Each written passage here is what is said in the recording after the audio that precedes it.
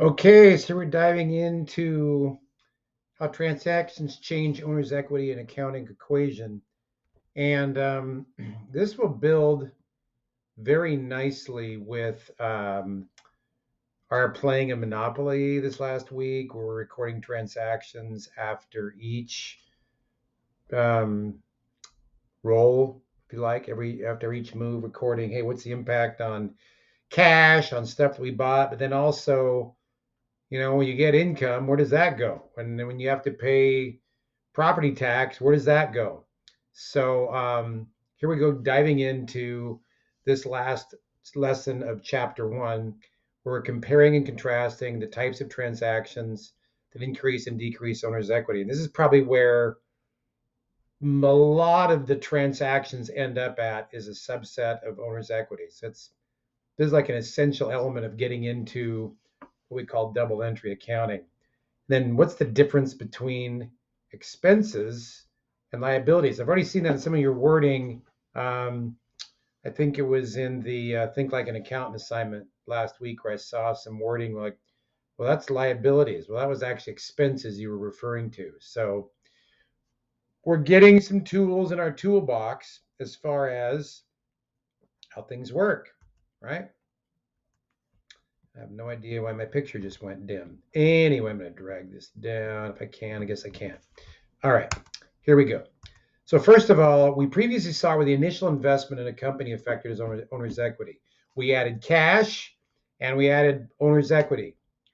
What are some other business operations? Maybe think about what we did in Monopoly last week. What are some other normal business operations that affect owner's equity?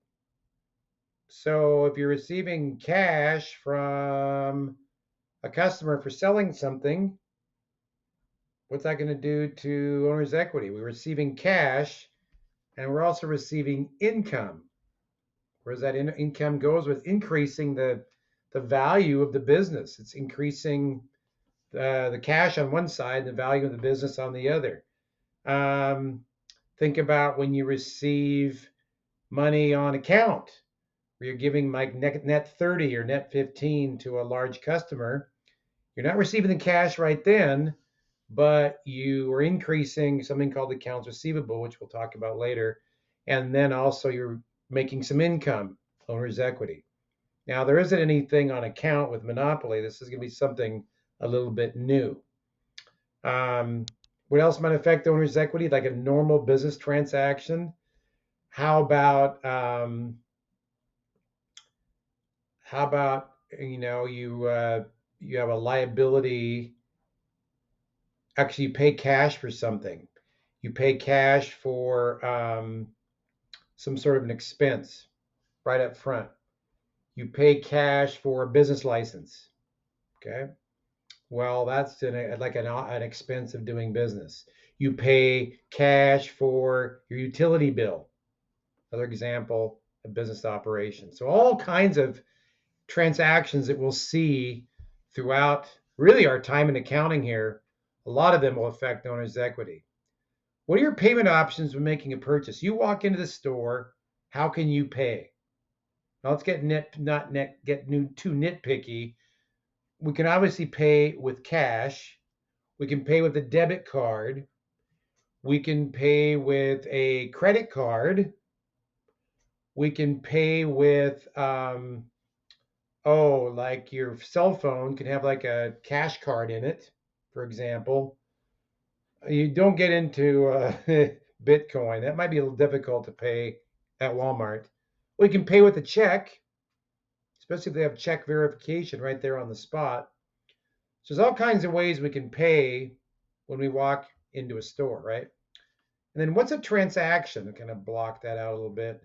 What's a transaction? That doesn't like to, that doesn't want to move for me. There we go. What are transactions? Let's make my picture a little smaller here. I think if I can, I'll try. It's not going to let me. What are transactions that might occur in a business? Well, think about like again, Monopoly. We bought property, we bought some assets, so we can prepay for like we have prepaid supplies, prepaid insurance.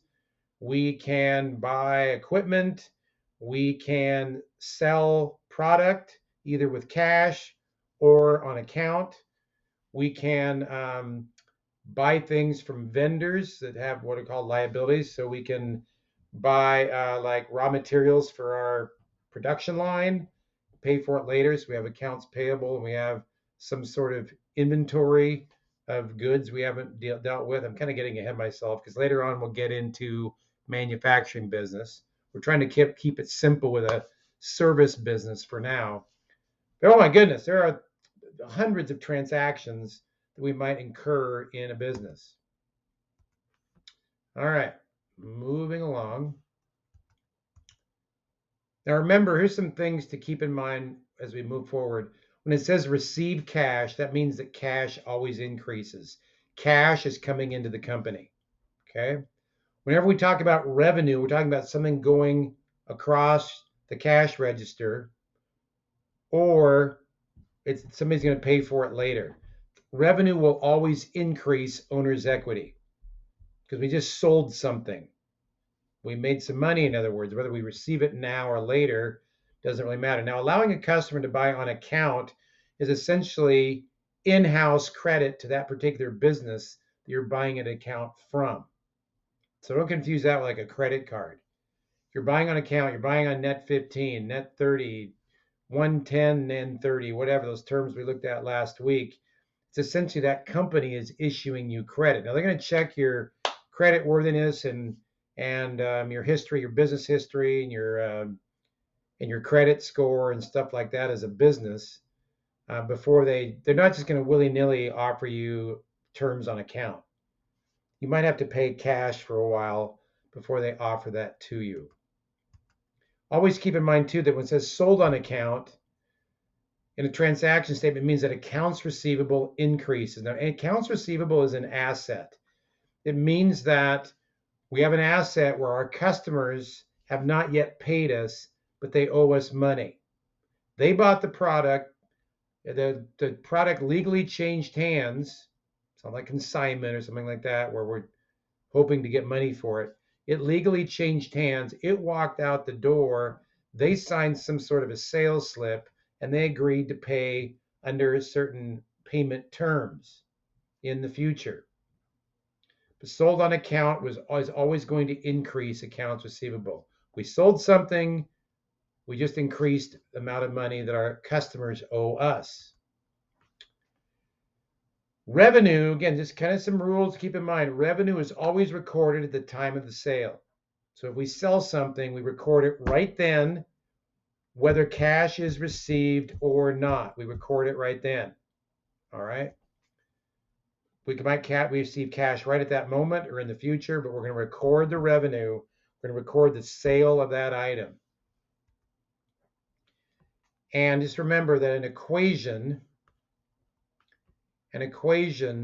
must always have equal amounts on each side. So we have assets equals liabilities plus equity. That always has to be equal. Cut my head off down there. All right.